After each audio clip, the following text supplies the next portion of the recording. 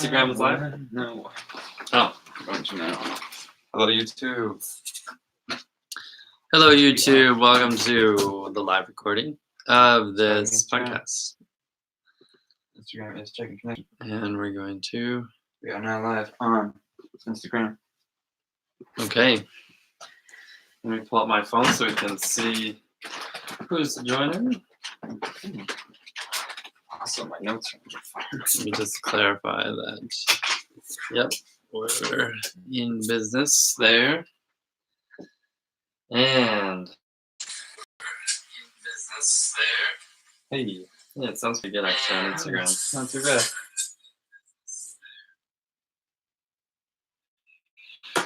Okay. Welcome, Ozzy D, to the podcast. To the show. Okay. Do we have anybody on YouTube? Yeah, we have one viewer. Hello. Hello, YouTube. YouTuber. Okay.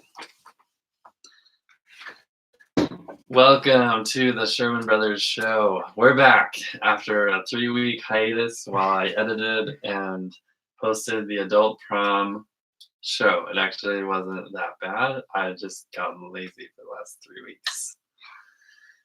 But we're back. We're back. It's me, Austin Sherman, with my brother Tyler Sherman. here to bring to your listening pleasure. We're going to talk today about flow states and getting in the zone. What everybody wants. But first, my uncle listened to this podcast, and he has a podcast. We'll eventually have him on, but he suggested that we introduce ourselves because we've never done that. That's true. He was like, I'm listening, and I'm still waiting for the time when you guys introduce who you are. Forgot about that. So, how would you introduce yourself, Tyler, to the world? This is the worst question. This is the question I always use. So I'm like, I hate when people ask that question. I don't know. I'm just. What would you say your greatest strengths If there was a fire in the building, what's the first thing you'd I am Tyler Sherwin, son of Dave Sherwin. Son of Dave. Son of That's Dave. the TV show we're gonna write one day. The son of Dave. I have had a lot of hobbies. I like doing things. I like learning new things. I get into things really quickly, and I like to try things. So, What kind of things do you like to try? I'm kind of all kinds of things. I feel like I'm mediocre at a lot of things. You know, I'm good at getting better than average at something, and then I move on. I become like a pretty good rock climber. You know, definitely not the best. Like far from the best. You know, I become okay, I become decent, and then I keep doing that, or I'll start doing something else. I become pretty good at something else, and then move on. I like so many things. I like philosophy. That's my major in school. I'm a youngin'. Which is why it's one of the backbones of this show. True philosophy. It's me. Just I like to. I don't know. I like to write. I like to talk. I like when people tell me I'm pretty.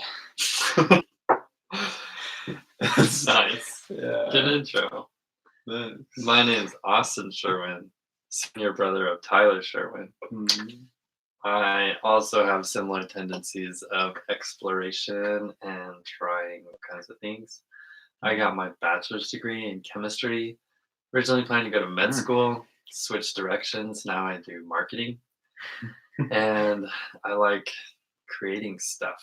I create stuff for fun, like videos and this podcast. And sometimes I dabble in art, though I don't pretend to call myself an artist.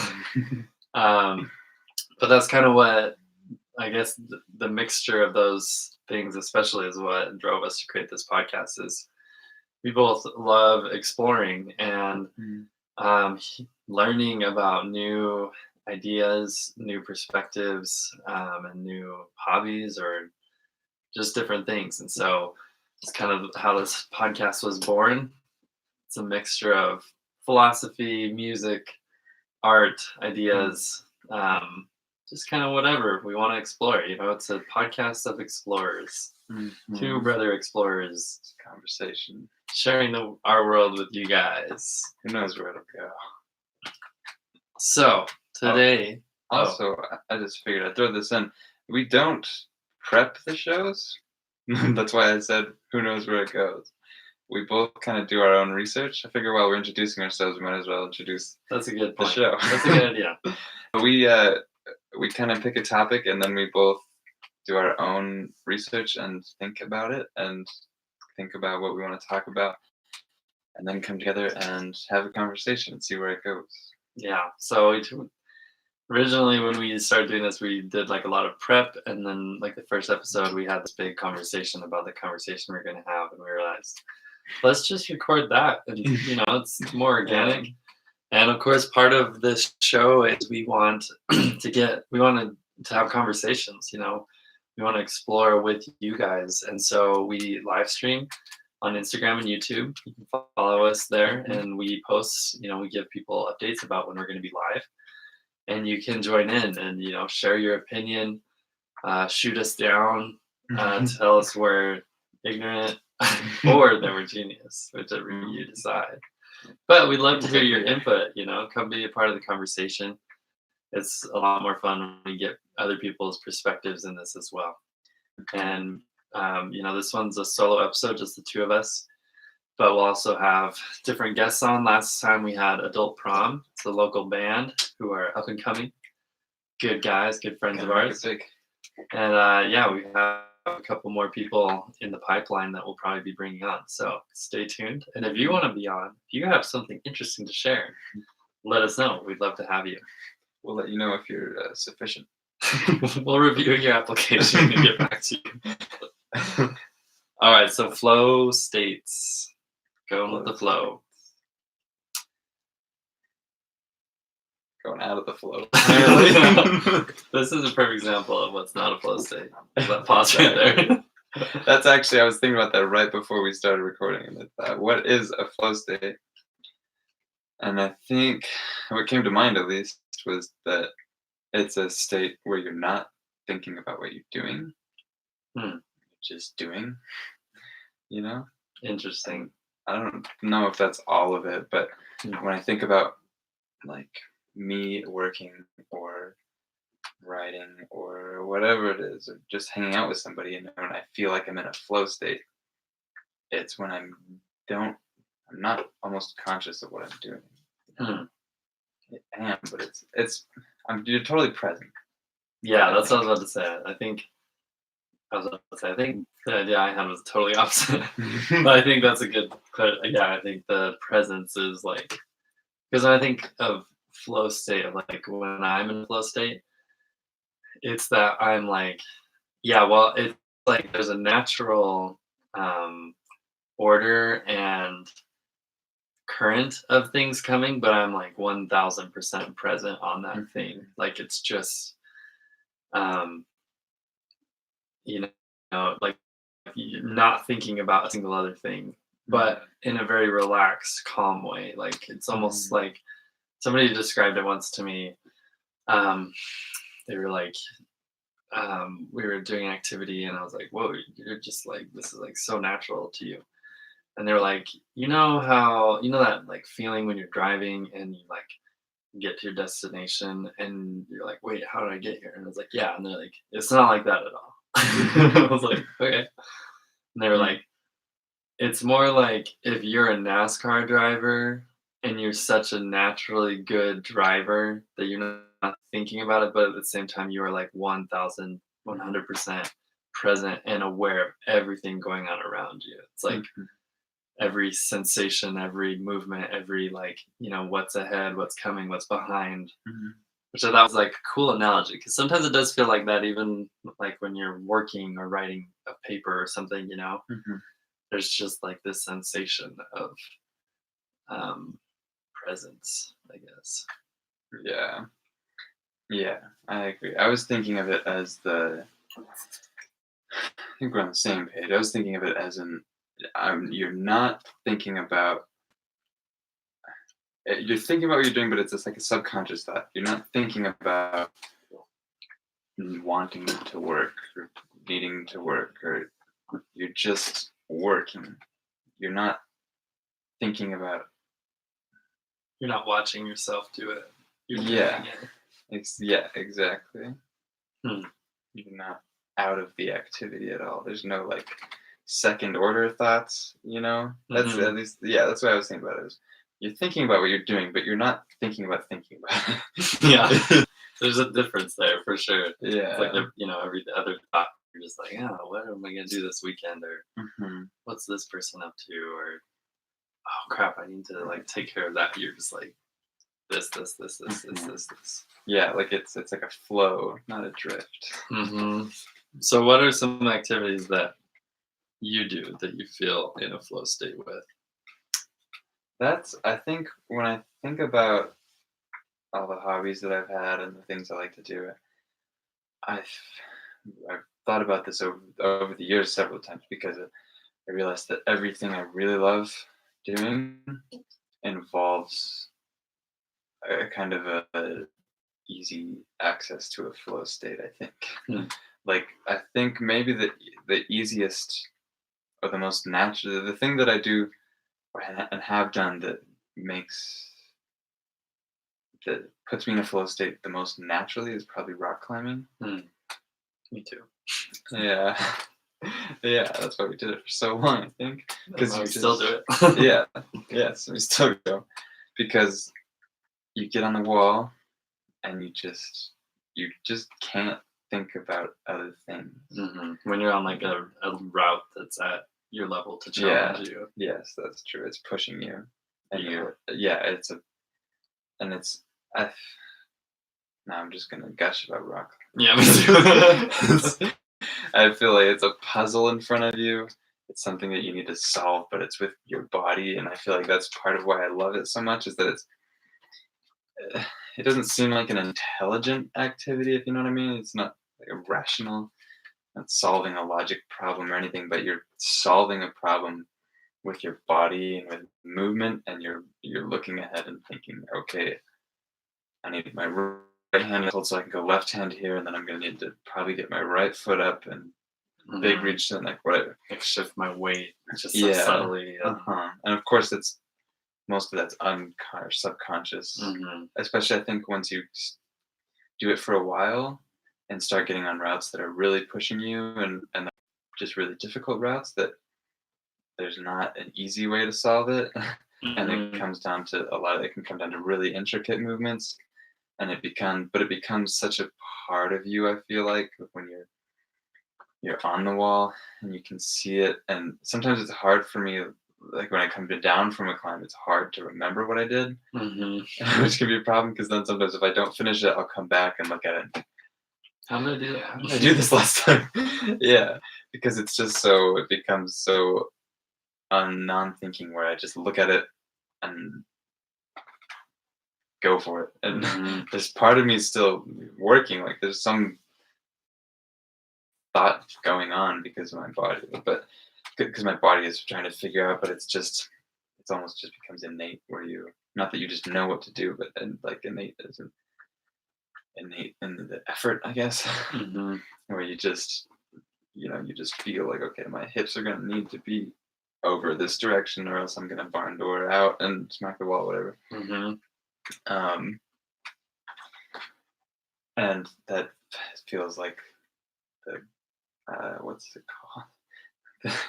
Someone said antithesis, and then I said no, it's the opposite of antithesis. It's the opposite of the antithesis of the flow state. Nice. We got it. I put that on my gravestone. Yeah, I agree. It like our friend Beth described climbing once as like, when you do it, you feel like, one of the ways to describe it is you feel like beautiful, like internally. It's weird, but I think, yeah, for sure. I think rock climbing is one of the I don't know, at least of all the activities I've tried, that's like the most direct because it really is. It Mhm. requires your full mind, your full body, Mhm.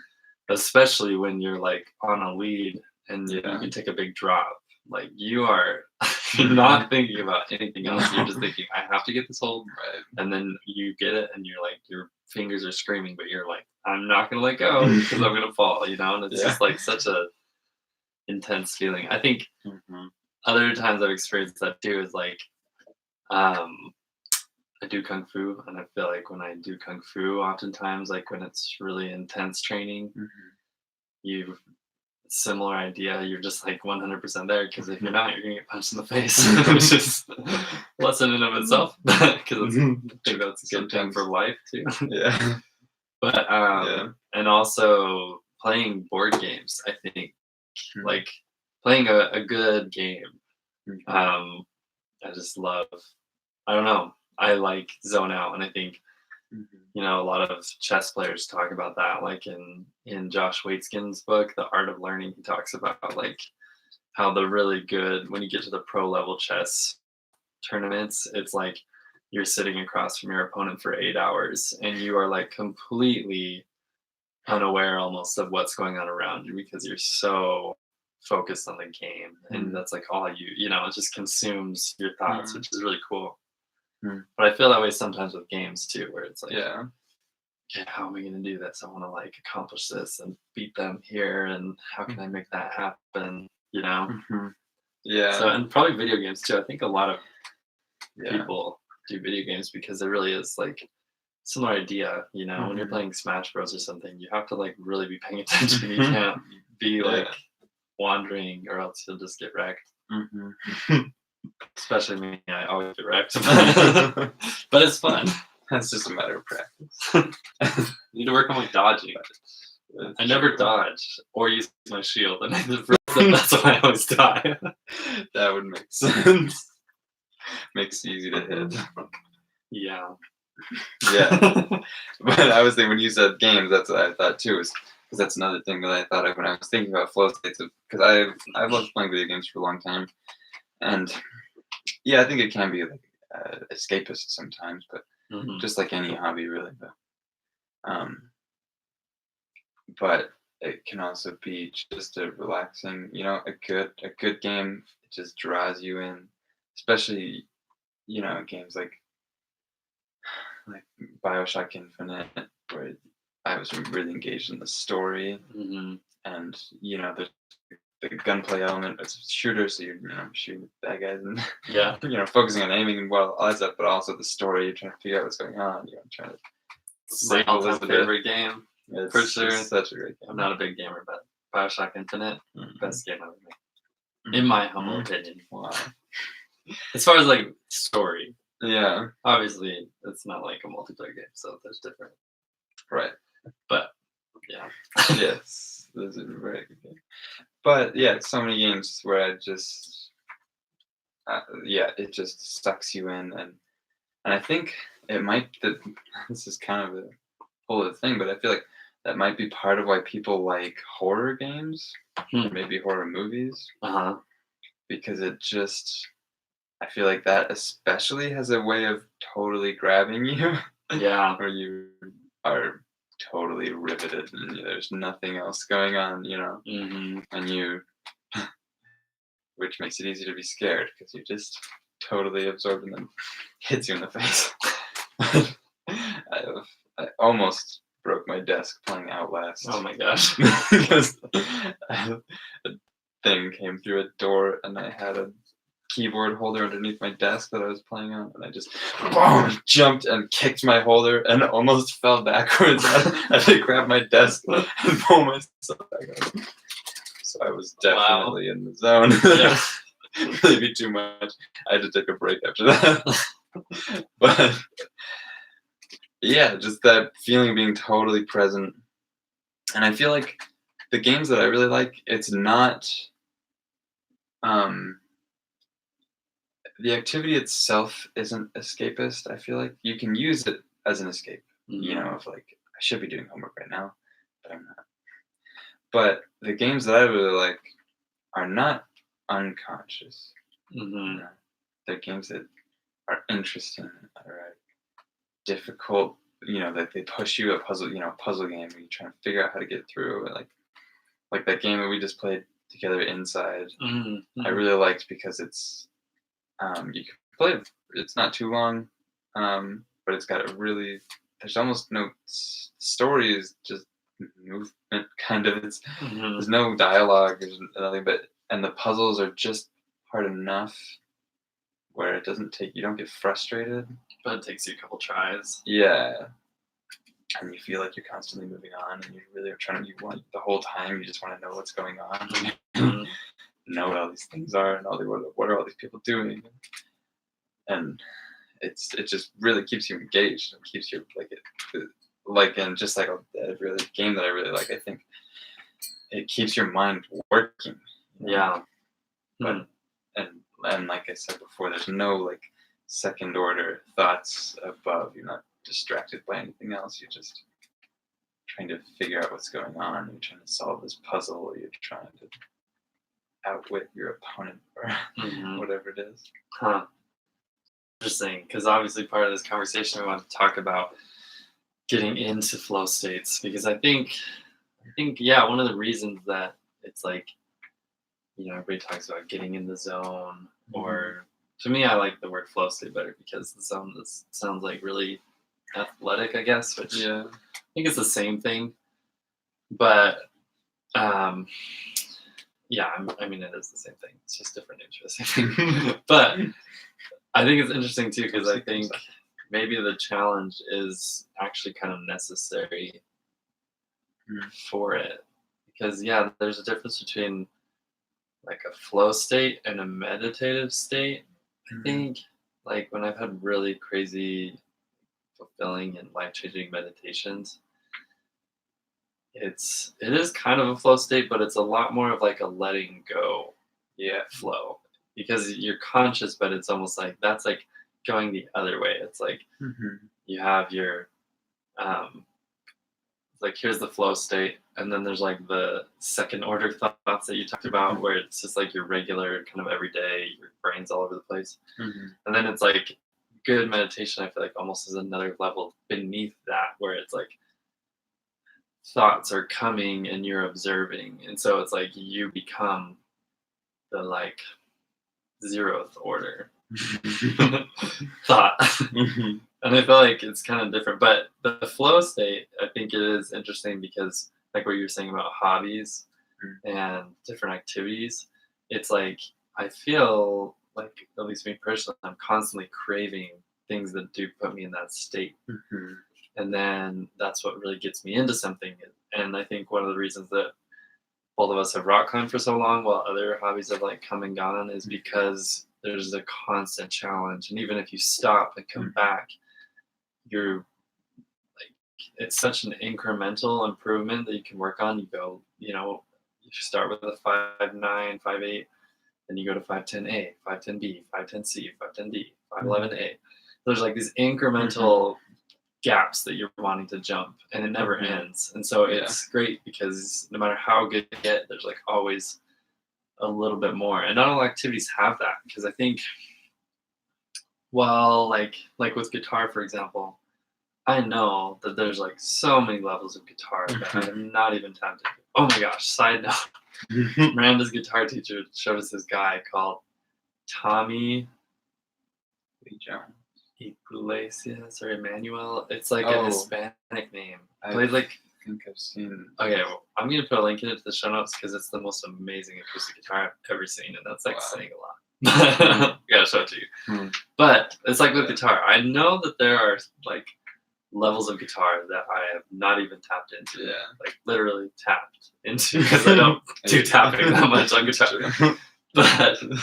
But the difference is, I think at least with guitar, I kind of hit this point where I was like, I can learn pretty much any song I want to comfortably. And if I want to learn something, I just look up the tabs and chords, and it might take me, it's like a really hard song, it might take me a couple of weeks, but I kind of like plateaued where I was, okay, do I want to become like a virtuoso, or do I want to get more into like effects and different like sounds? I don't know. I think it just kind of plateaued out like that because I had like reached this point where it was like, I know there's more, but it's like past the point of incremental and more like, okay, now I would have to like start doing like drills to get my fingers to go to the next level, you know. Versus rock climbing is so like gradual, and even like climb by climb, like I want to like I know I can do this climb, I just can't do this one move, and so you like you boil it down to it. Anyways, Right. but I think the challenge is part of it because it's like almost once if you take an activity and you get really good at it and you break through that initial challenge, unless there's like more to challenge you on the other side, it gets harder to be in a flow state because then all of a sudden you just do it without thinking, and it's like, and then you can, you know, it's like slacklining or something. Like you can all of a sudden walk the slackline and you're listening to the conversation happening around you, whereas before you were like totally focused on the line. So yeah, when you're saying that, it made me wonder, to get in a flow state, does there have to be a payoff on the other side?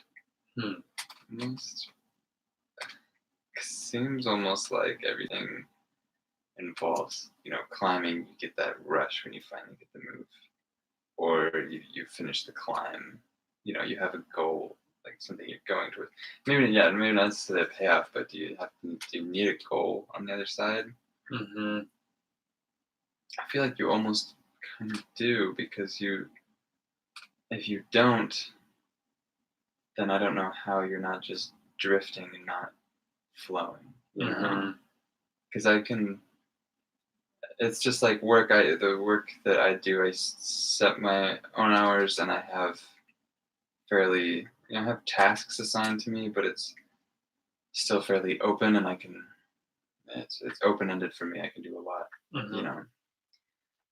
And so, which can be hard sometimes, because if I don't have like a goal of today, okay, I need to finish this, I need to get these things done, I need to remind this person about this, and blah, blah, blah. If I don't have something to accomplish, it's really hard to just sit down and, okay, I could check these things, you know? Yeah. And there's no way for me to get in a flow in that moment because I have no objective. Yeah, I'm the same way. Yeah, because a lot of the marketing and stuff I do, it involves, you know, like building landing pages or websites or email flows or just different things. And if I have like a goal of like, I want to build this, I always work a lot harder and faster and more in a flow than if it's just like, okay, yeah, let's come in here and see how this is doing and, you know, switch this around or tweak this. I don't know. When it's just like, I need hours, what should I do? Right. Or even if it's just like kind of a mundane task where you're like, I know I need to get these things done, but it's not like there's no like reward at the end where you're like, wow, look at this, or like, okay, that looks good, let's do it. We pushed send, we uploaded it, you know, run the ad. Yeah, like upload the video or something. When it's just like, hey, you need to like go back and, you know, review all these documents or something like that. It's pretty hard to get in like a good flow state.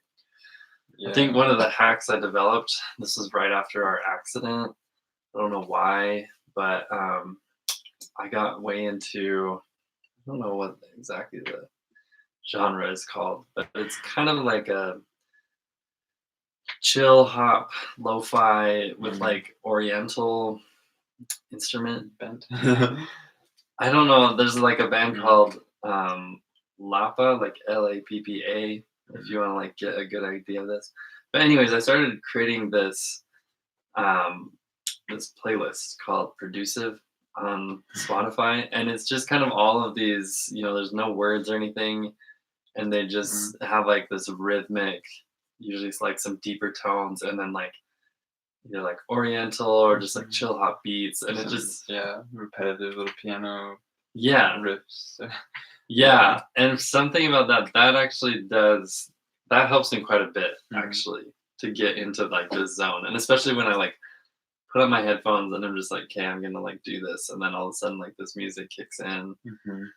Although lately I think it's been more like my Dance Tronica playlist, which is more like Mm. LCD Sound System, Crystal Castles. For some reason, I needed something like a little more upbeat to get me going. But I think music is a good hack for flow states. Yeah, that's true. I do agree. I have the same playlists pretty much. Mm. Mine is low chill hop Low chill. for the chill lo-fi hip hop beats. Mhm. They work. They're good. It does. I don't know. And it's also doubles for sad boy hour music. But That's mixing. yeah, but which moods is a little bit. yeah, and but it's which is impressive, I guess, and interesting that it really does work for both for me because this is a tangent, I guess, but I guess that's what the show's all about. Tangents. But I think the way that I listen to music is according to my mood, not to change my mood, I guess. Mm-hmm. So I listen to sad music when I'm sad. Not necessarily sad, but slower, sad music, I guess.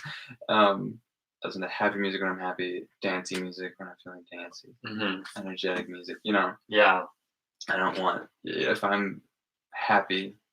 This example is more, of course, like everybody. If I'm happy, upbeat, energetic, sad song comes on, it's like, no, come on, let's party.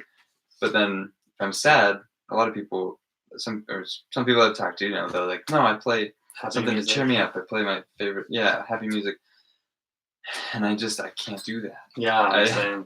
It just doesn't sound. I don't like.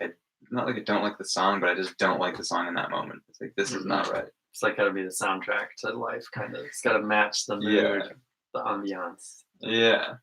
Yeah. Mm-hmm. So some different playlists. Yeah, me too. But so the lo-fi stuff that like it's cool that it doubles and it really works for both. It doesn't just make me sad, and it doesn't. And that's the thing too, is that listening to it when I am depressed doesn't make me more depressed even necessarily. It just fits the mood, Yeah. But then when I want to work and it's not, I'm the same way. Sometimes I want energetic, and I want something with a faster beat. I want to be, if I'm kind of like bouncing while I'm working, okay, I'm getting lots of things done, Yeah. And other times, I just want to be more relaxed, and, like not more focused. I feel focused in both ways, but just a different type of focus or different mood of focus. I don't know. Yeah, I can't remember what class I learned about this in. I'm probably gonna butcher it, so all of you neuroscientists, please feel free to come back and correct this. But I did a little bit of research before the show, and essentially, there's different brainwave states. So it starts with beta, is like high frequency, low amplitude waves, and that's when you're like, people describe it as, when you're giving a speech or you're a talk or you're like very engaged in what you're doing. But it's a little more sporadic and like what's the word I'm looking for? It's like your mind is more prone to just jump around, I guess. A little more jumpy, I guess. Is the word more we like use. stress, I guess. Yeah, it's like you're focused and you're going, but you're also like there's so many things coming in from different angles. You're not just like zoned in on the one thing. And then beneath that is alpha state, which they describe as, if you're like walking, just walking and thinking. A lot of people get into this when they're like running or meditating, or it's just like a more calm brain function. And then there's theta, which is like daydream, or it could also be if you're driving and you get to your destination, you're like, I don't remember the last 5 minutes. Like you're zoned out and you are thinking. And a lot of times people have their best thoughts in theta stage. That's why you like think really good in the shower. You have your best ideas or whatever. And then delta, of course, is you're asleep. And so, but I remember there was a class where we talked about this, and they were like, it seemed you'd think that like beta is like the best place to be. You want to get to beta thought waves, but they're like, actually, there's a lot of science showing that like the best stuff gets done when your brain is in alpha.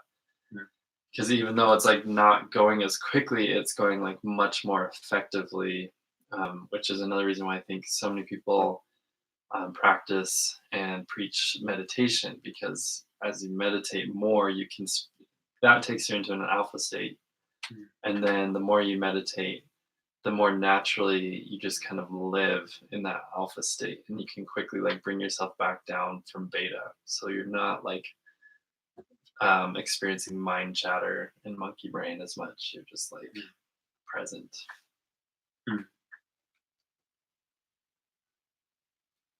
Yeah. Just starting to meditate right now. And now everybody join us for a 10-minute mindful meditation. Take a Meditation. deep breath in and down. Namaste. Thanks for joining us. I'm just kidding. We will have to do like a meditation episode where we just meditate with everybody, but one day. All right, let's check the Instagram. Richie Arnold says hello. Hey, how's it going, Richard? Jessica, For watching. thanks for joining. She says, how do I always get on Insta at just the right moment to catch you guys? Oh. It may be, Jessica, that we planned this time because we figured nobody's doing anything on Thursday at 8:30. So what else would they be doing? yeah. But we're glad you made it and that you choose to look and join our podcast Mm-hmm.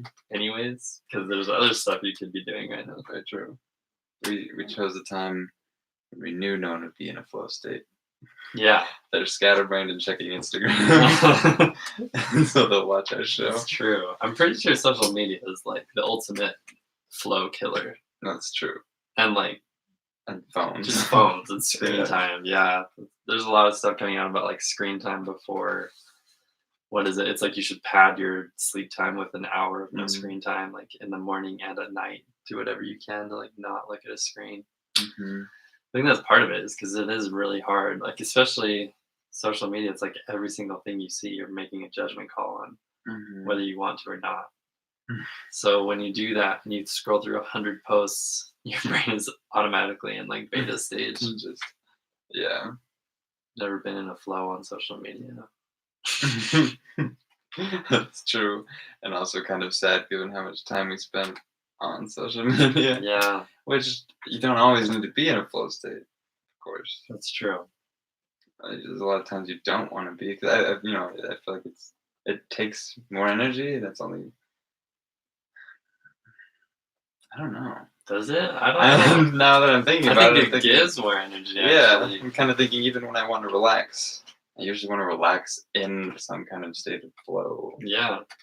I want to be engaged. I feel like a lot of it comes back to what you said at the beginning of being present and engaged, where even if I'm just going home and I'm tired and I'm going to play guitar for a bit, I want to be focused on playing guitar. I don't want to be playing guitar thinking about my assignment for metaphysics or whatever. Yeah, it's like any creative act gives more energy than it takes usually if Mhm. it's like coming from the right place, I guess. Yeah, which makes me wonder almost why we even need breaks from something. Yeah, there's this saying like the best, or what is it? A change is as good as a break. Have you ever heard that? Yeah. But I found that to be true actually. I try and like implement that more in my life. Mm. Instead of like taking a break to like watch TV or something, being like, I'm gonna take a break from this and play piano, Mhm. or like work on a different project that's like, different theme or something. Mhm. It actually works surprisingly well. Yeah. Or you go for a walk. Mm-hmm. I feel like it's less of, I mean, obviously it's good for your body and we're all sitting too much, but as we sit and talk for hours. This is not a standing desk podcast yet. It's not a bad idea. But lost my train of thought. You do that a lot. I was in the flow and now I'm losing it. Maybe I didn't sleep. Which Oh yeah, well, we meant to talk about we sleep. did talk about this a little bit before the show. Which we did just say we don't plan the show. But sometimes we just say, all right, here, what do you got? Yeah, I say, oh, this is what I was going to talk about. Okay, cool. So just so you know, we weren't lying. We're like, we don't plan this show. We do We very pull the bullets minimal, back up. minimal planning. Yes. Come with bullet points. Yeah. Half the time we don't even know each other's bullet points. We just kind of go for it. But sleep. Yeah.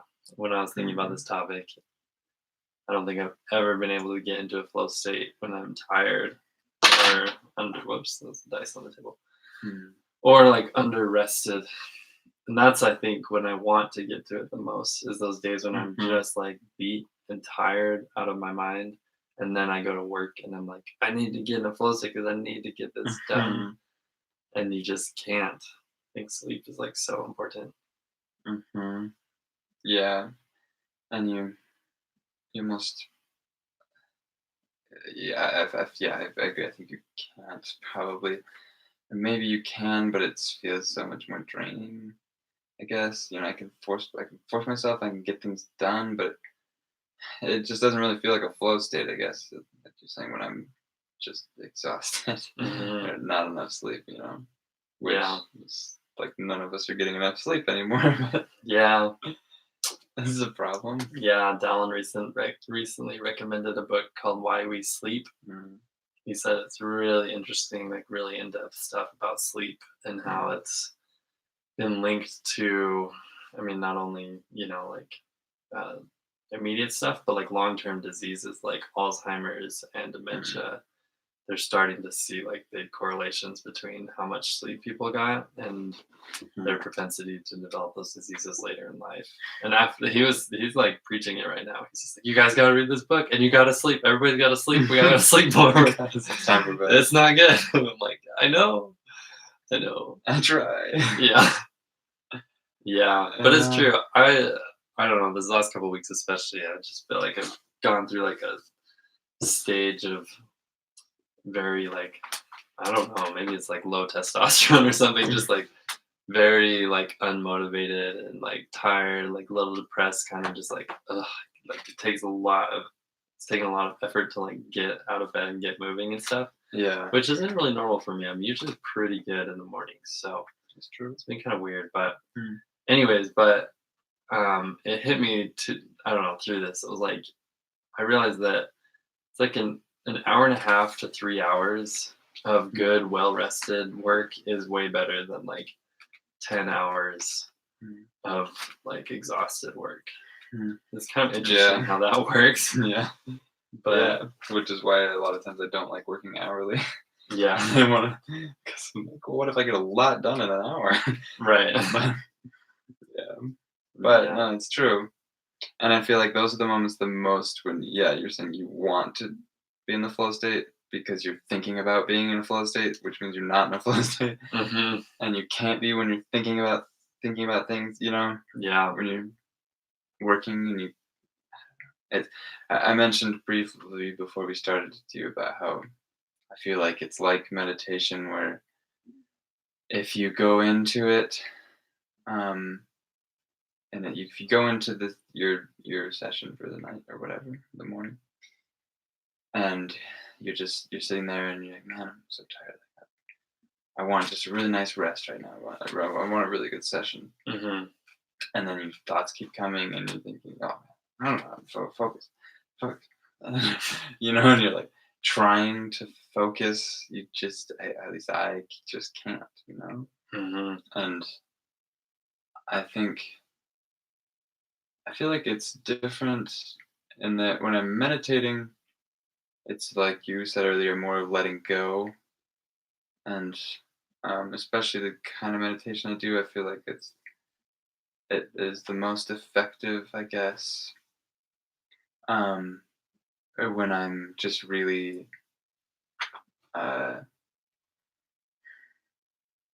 even relaxed, but when I just let go and I let my body do whatever it's gonna do, let my mind go where it's gonna go, or sort of. It's it's really hard to explain. But and then with a flow state, I think it's different in that when I meditate, if I have a goal when I meditate, it doesn't work. Never. I'm like, I'm gonna meditate so that this happens. Then you're thinking about that and you're not meditating. Yeah. And But when I'm in a flow state of work, it's more of, okay, I have these 4 things I need to get done. I need to get this done. And the objective or the goal is a part of the difference between meditating and a flow state. Yeah, makes sense. It's like, and the goal can't be to get in the flow state. I think that's the main thing. It's like you have an actual goal that you want to accomplish, and your entire capacity is devoted to achieving that goal in the moment. Mm. Yeah. Well, any other thoughts? We convinced Jessica to quit the podcast. To turn off her screen and go to bed. We should probably do the same because it's almost bedtime and the computer's about to die. So that's a good time as ever to wrap it up. Let us know your thoughts. When do you get into a flow state? What does it take? Or what are some of your hacks, tricks? What prevents you from getting in a flow state? We want to know. So we want to start the conversation. I'm you. H-U-U. H-U-U. Oh no. System overload? In time. That was the 3 minutes. We don't have like any of this recorded. Woo! Oh, the whole episode. All right. Hey, wait. What we'll do, we can strip the audio from YouTube. Okay. All right, YouTube. Thanks for joining. Thank you for being here for us. So we didn't lose the episode. Oh my gosh.